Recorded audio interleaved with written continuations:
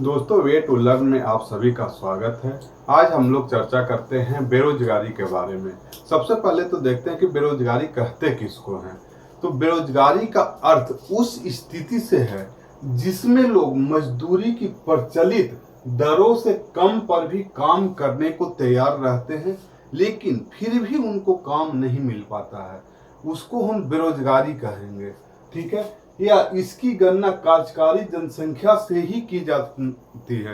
कार्यकारी जनसंख्या 15 से 59 वर्ष के आयु तक के लोगों को कार्यकारी जनसंख्या में गिनती किया जाता है। ठीक है।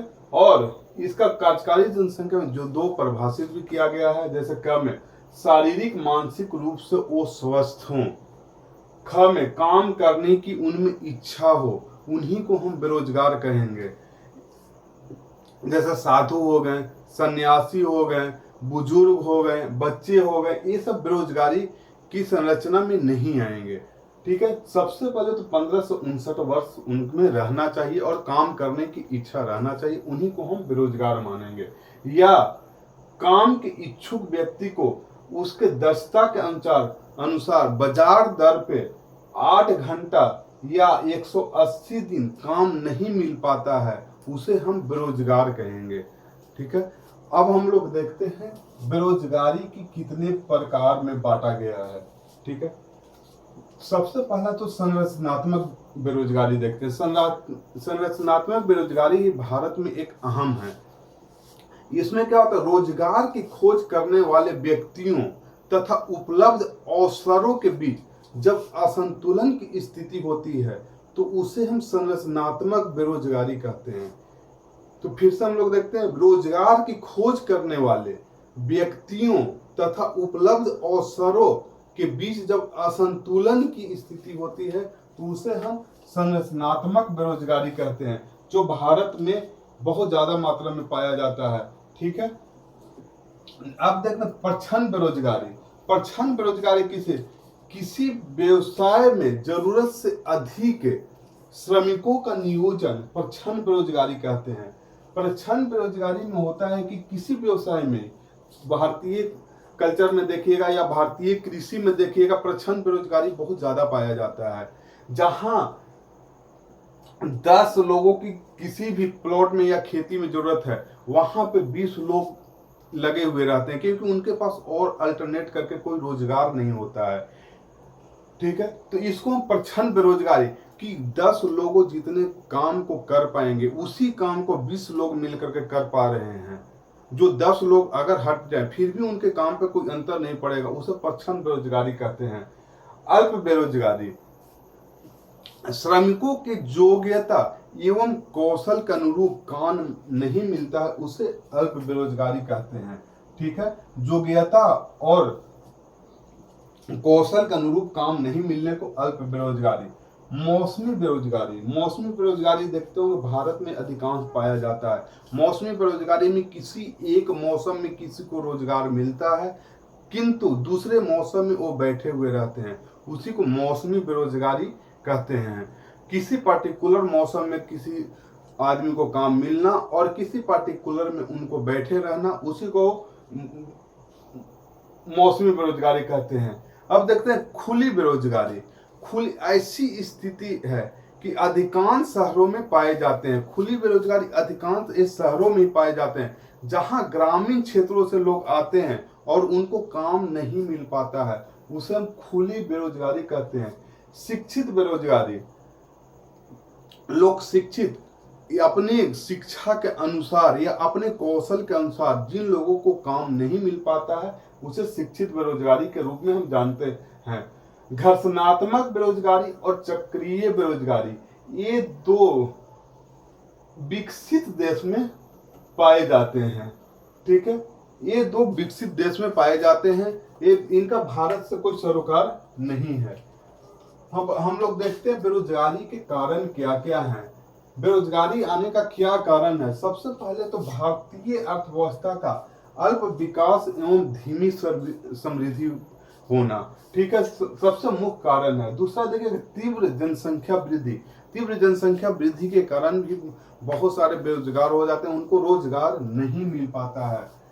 नेक्स्ट देखिएगा शहरों का अनियोजित विस्तार। कोई योजना के तहत शहरों का विस्तार नहीं हो पाया इंडिया में, जिसके कारण अनियोजित विस्तार यहाँ पाया जाता है। ग्रामीण आबादी का पलायन, ग्रामीण आबादी में मूलभूत सुविधाएं का नहीं मिल पाने के कारण लोगों का शहरों में पलायन, जिसके कारण यहाँ पे बेरोजगारी पनपता है। ठीक है, CMIE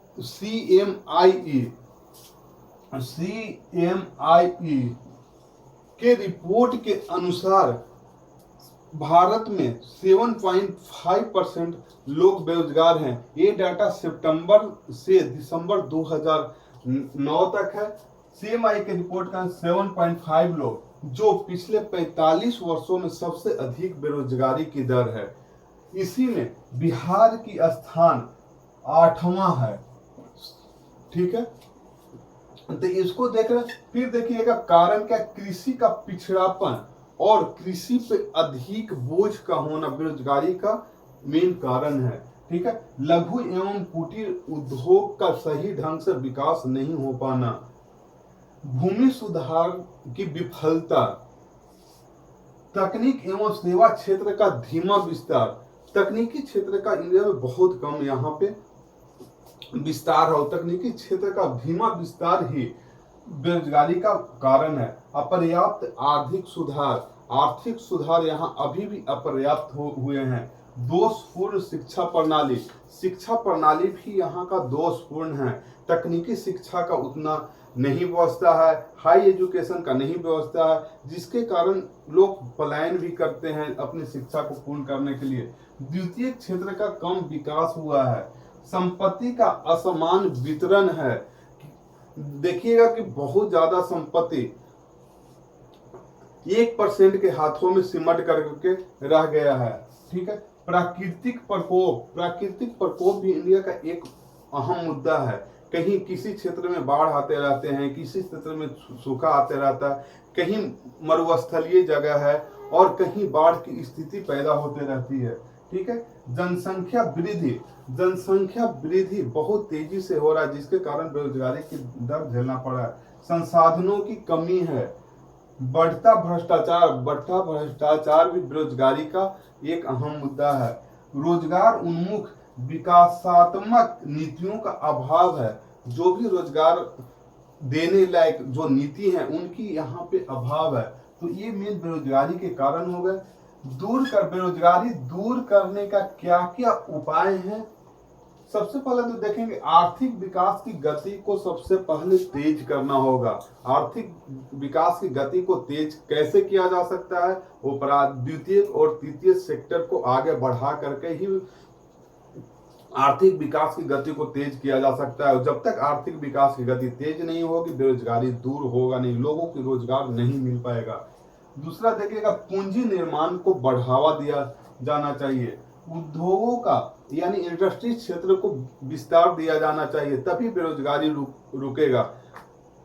ठीक है, श्रम प्रधान उद्योगों पर बल देना चाहिए। जिसमें भी श्रम प्रधान की आवश्यकता है, टेक्नोलॉजी की कम, उस पर बल देना चाहिए। जैसे लघु एवं कुटीर उद्योग हो गया, इसी तरह हस्तकरघा उद्योग हो गया, छोटे मोटे मेक इन इंडिया हो गया, मेड इन इंडिया हो गया, ये सब पे बल देना चाहिए ताकि बेरोजगारी दूर हो सके। ठीक है, भूमि सुधार की क्रियान्वयन सही ढंग से किया जाना चाहिए ताकि बेरोजगारी दूर हो सके। व्यवसायिक एवं कौशल प्रधान शिक्षा पर बल देना चाहिए। व्यवसायिक तकनीकी शिक्षा, जो भी कौशल विकास से संबंधित शिक्षा है उस पर बल देना चाहिए, उस पर ज्यादा प्रोत्साहन देना चाहिए या ज्यादा फोकस किया जाना चाहिए। ठीक है, लोगों को स्वरोजगार के लिए प्रोत्साहन किया जाना चाहिए। स्वरोजगार वो के लिए प्रोत्साहन करेंगे, लोगों में बेरोजगारी दूर होगी। ठीक है, आधारभूत ढांचा के विकास पर बल दिया जाना चाहिए। नेक्स्ट गैर कृषि आर्थिक गतिविधियों पर जोर दिया जाना चाहिए।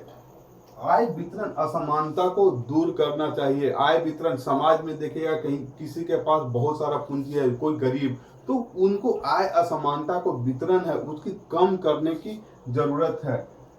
विदेशी निवेश को प्रोत्साहन दिया जाना चाहिए। विदेशी निवेश यहाँ पे होंगे तो यहाँ अच्छा अच्छा इंडस्ट्री या बड़े बड़े इंडस्ट्री लगेंगे और यहाँ के कच्चा माल जो है उसका बढ़ावा होगा, कृषि क्षेत्र को बढ़ावा होगा, जिसके कारण बेरोजगारी दूर होगी। ठीक है, आर्थिक सुधारों को तेज करना पड़ेगा, भ्रष्टाचार को कमी करने का प्रयास किया जाना चाहिए। ठीक है, कृषि आधारित उद्योग एवं खाद्य प्रसंस्करण उद्योग को बढ़ावा देना चाहिए। तो कृषि आधारित हो गया, जूट हो गया, गन्ना हो गया, ये सब को बढ़ावा देना चाहिए ताकि उसमें लोग ज्यादा से ज्यादा लग सके और बेरोजगारी लोगों की दूर हो सके। नेक्स्ट देखिए, लघु एवं कुटीर उद्योगों को बढ़ावा देकर करके ही बेरोजगारी दूर किया जा सकता है। ठीक है, अब केंद्र सरकार द्वारा क्या क्या उपाय किए गए हैं बेरोजगारी दूर करने के लिए, क्योंकि केंद्र सरकार के लगभग योजनाएं राज्य सरकार में भी लागू होती है, इसलिए केंद्र सरकार की योजनाएं राज्य सरकार में भी बेरोजगारी दूर करने का काम करेगा। ठीक है, तो केंद्र सरकार की सर्वप्रथम चौथा योजना यानी चौथा प्लानिंग में हम लोग देखेंगे, फोर्थ प्लानिंग में देखेंगे, ILO से प्रभावित होकर रोजगार नीति अपनाई गई। ठीक है, इसमें पूंजी को श्रम द्वारा प्रतिस्थापित करने पर बल दिया गया। ILO द्वारा प्रभावित होकर के पूंजी को श्रम द्वारा प्रतिस्थापित करने का प्रयास किया गया। ठीक है, जो भगवती समिति का गठन भी किया गया था, यही सुझाव दिए थे, इन्हीं के सुझाव पर फिर 5वीं पंचवर्षीय योजना में 100 रोजगार पर बल दिया गया। तो ये देखिएगा पंचवर्षीय योजना में भी बेरोजगारी दूर करने का क्या क्या प्लान किया गया।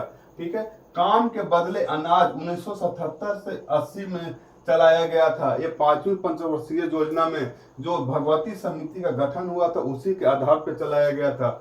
नेक्स्ट देखिए, छठा पंचवर्षीय योजना में लघु एवं कुटीर उद्योग पे बल दिया गया, क्योंकि सरकार ये समझ गई कि जब तक भारत में लघु और कुटीर उद्योग पर ध्यान नहीं दिया जाएगा, यहाँ की बेरोजगारी की समस्या बनी रहेगी, बेरोजगारी दूर नहीं किया जा सकता है। तो सबसे पहले लघु और कुटीर उद्योगों पर जोर दिया गया आपका छठा पंचवर्षीय योजना में। इसी समय IRDP, ट्राइसेम जैसे संस्था की स्थापना हुआ जो युवकों को स्वरोजगार हेतु प्रोत्साहन देने लगे। 7वां पंचवर्षीय योजना में कृषि को विशेष महत्व दिया गया, 7वां पंचवर्षीय। और देखिए उसी समय 1989-90 में जवाहर रोजगार योजना चालू किया गया, 7वीं पंचवर्षीय योजना में ही। 8वीं पंचवर्षीय योजना में देखिएगा रोजगार सृजन एवं आर्थिक विकास को एक दूसरे का पूरक माना गया। रोजगार सृजन और आर्थिक विकास को एक दूसरे का पूरक 8वीं पंचवर्षीय योजना में माना गया। वहीं 9वीं पंचवर्षीय योजना में रोजगार स्थिति में सुधार को उच्च प्राथमिकता दिया गया। तो रोजगार स्थिति में सुधार को उच्च प्राथमिकता दिया गया 9वीं पंचवर्षीय योजना। 10वीं पंचवर्षीय योजना में देखिएगा रोजगार वृद्धि पर बल दिया गया। ठीक है, ग्रामीण क्षेत्रों में सरकारी निवेश को बढ़ावा दिया गया। 10वीं पंचवर्षीय योजना पर से ही ग्रामीण क्षेत्रों में सरकारी निवेश को बढ़ावा दिया गया, क्योंकि सरकार समझ गई कि जब तक ग्रामीण क्षेत्र में निवेश को बढ़ावा नहीं देंगे और सरकारी सुविधा को बढ़ावा नहीं देंगे तब तक पलायन नहीं रोका जा सकता है। ठीक है, इसी समय देखिए लघु एवं मध्यम उद्योग में निवेश किया जाने लगा, सेवा क्षेत्र को सहायता दिया गया। राष्ट्रीय ग्रामीण रोजगार गारंटी अधिनियम 2005 के तहत नरेगा स्थापना किया गया। ठीक है, इसमें 5 करोड़ रोजगार पैदा करने का लक्ष्य रखा गया 10वीं पंचवर्षीय योजना में। ठीक है, 11वीं पंचवर्षीय योजना में देखिएगा रोजगार सृजन पर जोर दिया गया, 7 करोड़ नए रोजगार पैदा करने का लक्ष्य रखा गया।